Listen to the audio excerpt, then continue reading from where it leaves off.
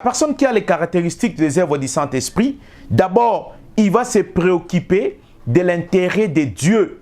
Il ne doit pas regarder sa propre intérêt, mais il doit regarder minutieusement l'intérêt de Dieu dans sa propre vie.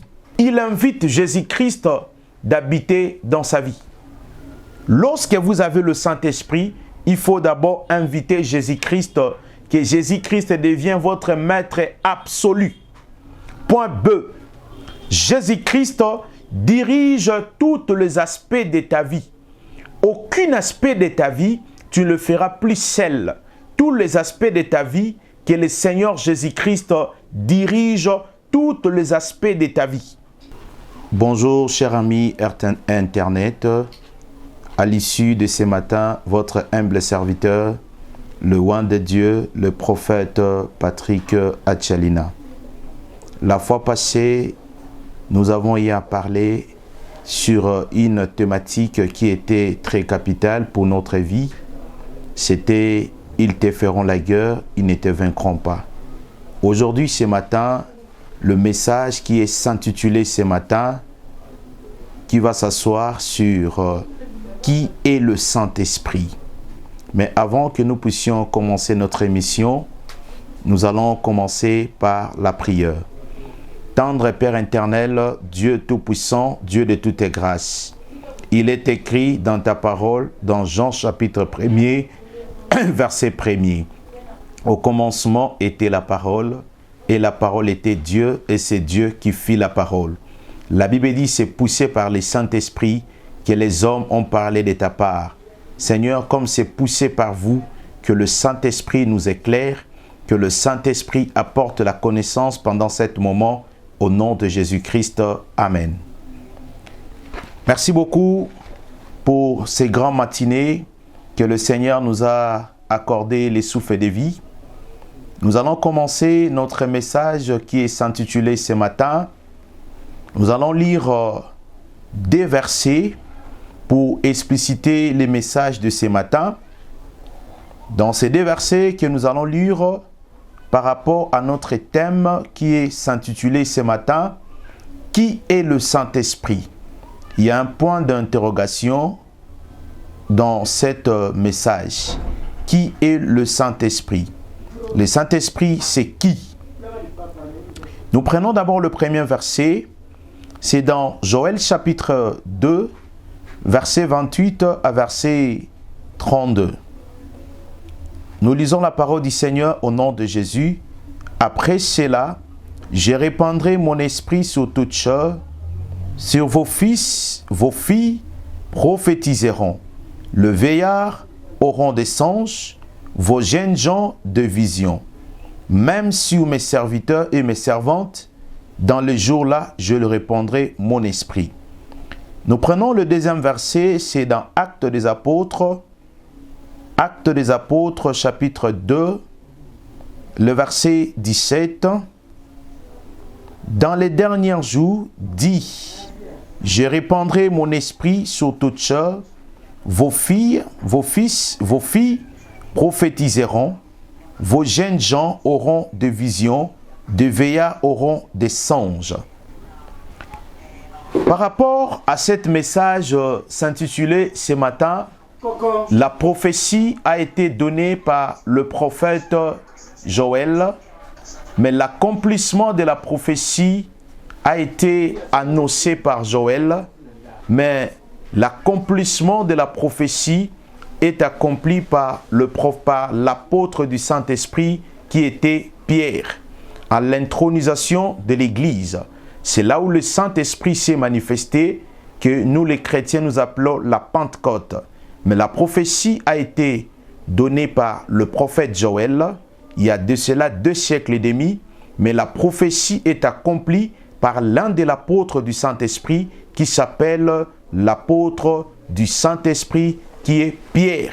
C'est par lui qu'il y a eu l'intronisation de l'Église et c'est par lui que le commencement du Saint-Esprit s'est mouvementé parce que Pierre avait la clé de l'Église.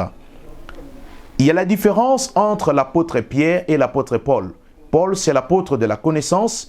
Pierre, c'est l'apôtre du Saint-Esprit, il est assis sur le Saint-Esprit. Mais dans notre thématique s'intitulée ce matin, on nous pose la question, qui est le Saint-Esprit? Le Saint-Esprit, c'est qui? Nous allons commencer à définir minutieusement pour comprendre c'est qui est le Saint-Esprit. Le Saint-Esprit d'abord, c'est une puissance. Le Saint-Esprit, c'est une puissance, une simple bénédiction que Dieu nous accorde. La Bible dit, le Saint-Esprit d'abord, c'est une puissance. 2, une simple bénédiction que Dieu nous accorde. Une influence mystérieuse, c'est une influence mystérieuse, quelque chose de vague, une relation entre le Père et le Fils et les humains. C'est ça le Saint-Esprit. Nous allons définir encore à une autre chose qui est encore le Saint-Esprit.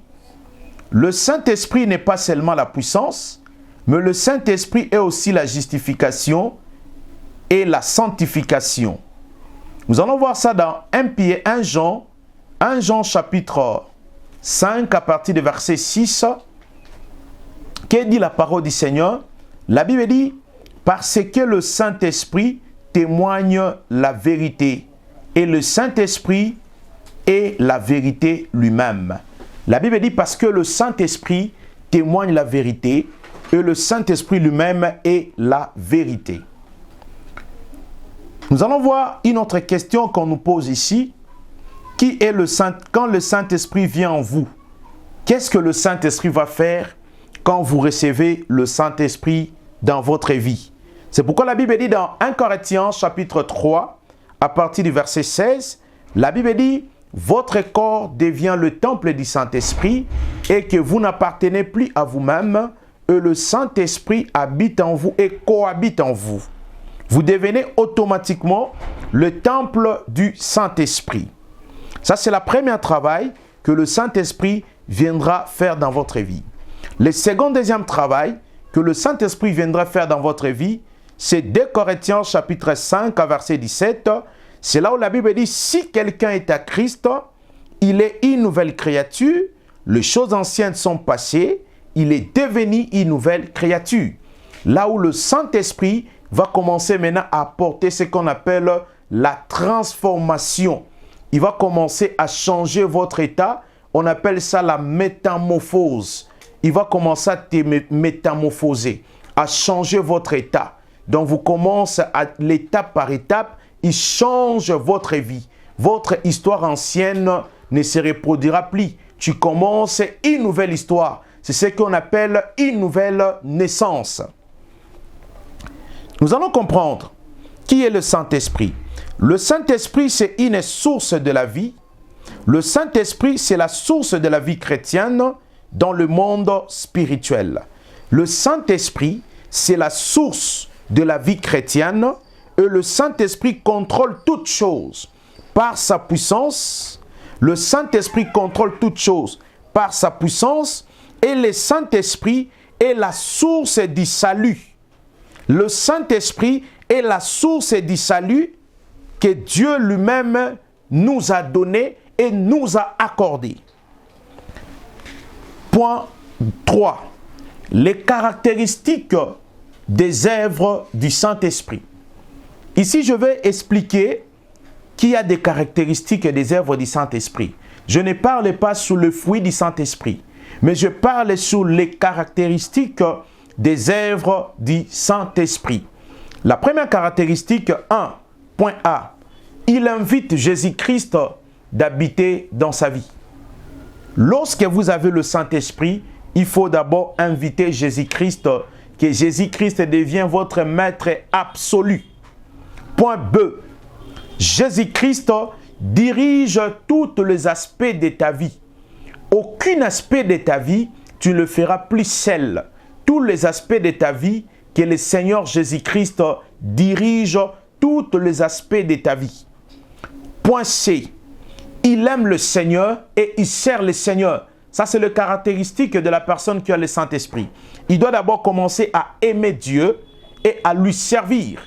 Donc, il doit aimer le Seigneur et à servir le Seigneur. Point 2.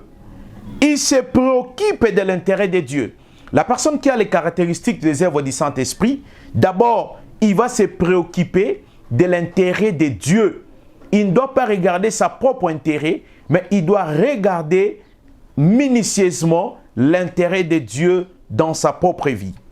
Point E. Il obéit à la parole de Dieu. La personne qui a des caractéristiques des œuvres du Saint-Esprit, il doit obéir à la parole de Dieu. Point F. Il amène les âmes en Christ. Donc la personne qui a les caractéristiques du Saint-Esprit, il doit commencer à amener les gens vers le Seigneur, à ramener le peuple vers le Seigneur, à transformer les gens. Il devient lui-même gagneur d'âme. Il annonce l'évangile. Il annonce la transformation. Il parle de Jésus. Il parle de la repentance. Il parle de l'enlèvement. Il parle de pardon, de la confession, de la rémission du péché, parce que la personne s'intéresse de Jésus-Christ. Une autre question nous a été posée. Pourquoi le Saint-Esprit est venu? Pourquoi le Saint-Esprit est venu? Nous allons voir ça dans Ésaïe chapitre 61, à partir du verset 1er. La Bible dit, l'Esprit du Seigneur est sur moi. Il m'a oint pour annoncer la bonne nouvelle, pour libérer les captifs. C'est d'abord la mission où le Saint-Esprit est venu pour libérer les captifs, annoncer la bonne nouvelle. Autre chose, Jean chapitre 16, verset 13. La Bible dit, quand le consolateur sera venu, l'Esprit de la vérité vous conduira dans toute la vérité. Car il ne parlera pas de lui, mais il vous dira tout ce que vous aurez entendu. Il vous annoncera des choses à venir. Donc, le Saint-Esprit est venu, d'abord, pour nous annoncer des choses à venir. Des choses qu'on n'a pas connues, des choses qu'on n'a pas vécues. Il doit nous révéler, il doit nous montrer. C'est celui que nous l'appelons l'ami fidèle. Le Saint-Esprit, c'est l'ami fidèle de tout le temps. Il n'abandonne personne. Parce que c'est lui qui est avec nous, qui nous assiste à tout moment. Parce que même c'est lui qui avait le pouvoir, qui était allé dans le sépulcre de Jésus pour ressusciter le Seigneur. C'était le Saint-Esprit qui était entré c'était le Saint-Esprit qui avait la capacité d'aller ressusciter cet homme de Galilée qui était mort le premier jour, le second, deuxième jour, le troisième jour. Le Saint-Esprit lui a fait sortir dans le sépulcre afin que cet homme de Galilée, qu'on l'appelle Jésus-Christ, c'est l'œuvre du Saint-Esprit. Nous allons voir dans Luc chapitre 1er, verset 35, la Bible dit, quand le Saint-Esprit vient en vous, la crainte s'emparer. Lorsque tu avais la crainte, lorsque tu reçois le Saint-Esprit, la crainte, tu n'auras plus peur. L'esprit de la timidité tombe. Tu deviens de plus en plus courageux. Tu deviens comme si c'est lui qui est ivre du Saint-Esprit. Mais tu n'es pas ivre. Il y a la vérité qui sortira dans votre bouche. La terreur ne sera plus en vous parce que tu as reçu le Saint-Esprit. Le fruit du Saint-Esprit, c'est dans Galates chapitre 5, à partir du verset 22. C'est là où nous voyons le fruit du Saint-Esprit. Il y a le fruit du Saint-Esprit. Nous allons comprendre. Le Saint-Esprit est le producteur de la puissance de Dieu, mais les protecteurs de la puissance du Saint-Esprit, c'est la crainte de Dieu. Le Saint-Esprit lui-même produit la puissance, mais cette puissance, pour le conserver, il faut obéir à Dieu, marcher dans la sanctification, marcher dans la crainte de Dieu pour ne pas étouffer le Saint-Esprit. Parce que le Saint-Esprit n'aime pas qu'il soit étouffé. Ce qui étouffe le Saint-Esprit, c'est le péché. Lorsque nous commettons le péché, le Saint-Esprit devient égaré de nous. Donc le Saint-Esprit nous quitte à cause du péché. On est en train d'attrister le Saint-Esprit à cause du péché. Le péché attriste le Saint-Esprit et le péché amène le Saint-Esprit à être à l'égard de nous. Nous allons comprendre ce que la Bible nous dit dans 2 Jean chapitre 1er, à partir du verset 7 à 9. N'éteignez pas Dieu en vous. considérez beaucoup le Saint-Esprit qui demeure en vous. La Bible dit, nous devons considérer le Saint-Esprit. Parce que lorsque tu considères le Saint-Esprit, il te dira des choses que personne ne te dira. Il t'annoncera des choses que personne ne t'annoncera. Parce que c'est lui qui est l'ami fidèle. Il existe deux formes de baptême, mais on ajoute aussi troisième forme par rapport aux hommes. Il y a le baptême d'aspersion, il y a le baptême d'immersion et il y a le baptême du feu. Mais ici, je vais parler seulement deux sortes de baptême pour nous, les chrétiens, qui nous croyons au Saint-Esprit de Dieu. La première forme de baptême, c'est le baptême du feu. Deuxième sorte, c'est le baptême de la repentance. Le baptême de la repentance, c'est quoi? C'est le baptême de l'immersion. La personne a été immergée dans l'eau, comme Jésus-Christ, notre Seigneur Jésus-Christ, avait fait. Et le second, deuxième baptême, la personne reçoit le Saint-Esprit, il parle en langue, il est ressaisi du Saint-Esprit. Le second, deuxième baptême, il reçoit le Saint-Esprit et le Saint-Esprit commence à se manifester en lui. Là, c'est le second, deuxième baptême du Saint-Esprit. Nous allons prier enfin pour tout le peuple qui ont suivi ce message, pour que le Saint-Esprit ne soit pas attristé dans la vie des chrétiens. Nous les chrétiens, nous avons abandonné le Saint-Esprit, nous enseignons les aéroglyphes au lieu d'enseigner le Saint-Esprit, au lieu de montrer au peuple le Saint-Esprit est capable de faire des choses au-delà de nos attentes. Le Saint-Esprit, il produit le miracle, le Saint-Esprit est la vérité, le Saint-Esprit est la bonne conscience, le Saint-Esprit est l'ami fidèle de tout le temps. Nous avons perdu le Saint-Esprit à cause de notre égocentrique. Nous avons perdu le Saint-Esprit à cause d'une mentalité absordue. Nous avons perdu le Saint-Esprit à nous à cause de nous-mêmes. C'est pourquoi nous voulons que le Saint-Esprit se manifeste encore dans nos vies, que le Saint-Esprit se triomphe encore dans nos vies, enfin parce que c'est lui qui est l'ami fidèle. Nous avons besoin de lui dans nos ministères, dans nos vies chrétiennes, que le Saint-Esprit soit là comme l'interlocuteur de chaque instant dans notre vie pour nous parler, pour nous communiquer ses pensées. Nous allons prier maintenant. Tendre Père éternel, Saint-Esprit de Dieu, il est écrit dans ta parole. La Bible déclare dans le livre de 1 Corinthiens chapitre 3 verset 16, notre corps est le temple du Saint-Esprit. Comme notre corps est le temple du Saint-Esprit, celui qui les détruit, le Saint-Esprit les détruira. Père, toute personne qui avait détruit le temple du Saint-Esprit, que le Saint-Esprit allume encore le feu, que le Saint-Esprit allume encore le feu, que le Saint-Esprit donne encore la sagesse, que le Saint-Esprit donne encore la force, que le Saint-Esprit donne encore la connaissance, que le Saint-Esprit donne encore une bonne conscience, que le Saint-Esprit donne encore l'amour, que le Saint-Esprit triomphe encore, que le Saint-Esprit produise encore la sanctification dans la vie de tes enfants. Nous avons besoin du Saint-Esprit pour nous communiquer parce que c'est celui qui contrôle le monde spirituel, c'est dirigé par le Saint-Esprit. Père, manifeste ton esprit dans la vie de tes enfants, que tes enfants reçoivent le Saint-Esprit, que le Saint-Esprit se manifeste dans toute leur vie. Au nom de Jésus-Christ, nous t'avons supplié. Amen. Merci beaucoup pour ce message qui a été propagé ce matin de la part du Saint-Esprit. Toi qui as suivi ce message, notre souhait est que votre ami fidèle soit le Saint-Esprit. L'ami fidèle, c'est le Saint-Esprit. Lui ne ment jamais. Tout ce qu'il dit est vrai et réel. C'est pourquoi j'aimerais annoncer ce message en 2025 que nous entrons à tout le peuple de Dieu de considérer le Saint-Esprit comme l'ami fidèle. Parce que c'est celui qui est capable, c'est celui qui peut tout, c'est celui qui a la capacité de toutes choses. J'aimerais saluer la personne que Dieu a habilitée dans notre chemin, qui est en train d'abattre un grand travail pour nous, Papa Joe Bassadissa. Que Dieu bénisse sa famille abondamment, que Dieu bénisse son couple et tous ses enfants, que Dieu bénisse l'œuvre de ses mains au nom de Jésus. Je salue encore toute ma famille, ensemble la famille Basila, que Dieu leur bénisse abondamment, que Dieu soit leur garant. j'aimerais dire à tout le peuple de Dieu de ne pas être paniqué, parce que l'ennemi rôde tout autour de nous comme un lion rougissant.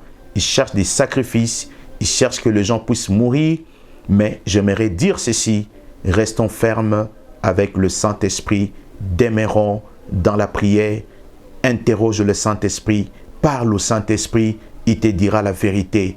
Ne soyez pas troublés, nous avons perdu les réveils spirituels parce que nous avons perdu les repères qui est le Saint-Esprit. Au lieu d'enseigner le Saint-Esprit, on enseigne la théologie. La théologie n'est pas si mauvaise, mais c'est pour juste corriger certaines erreurs, mais ce n'est pas ça, mais enseignons le peuple, le Saint-Esprit. Que Dieu vous bénisse abondamment. Je vous aime beaucoup. Abonnez-vous massivement dans notre chaîne HJC, Héritage de Jésus-Christ. Que Dieu vous bénisse en abondance.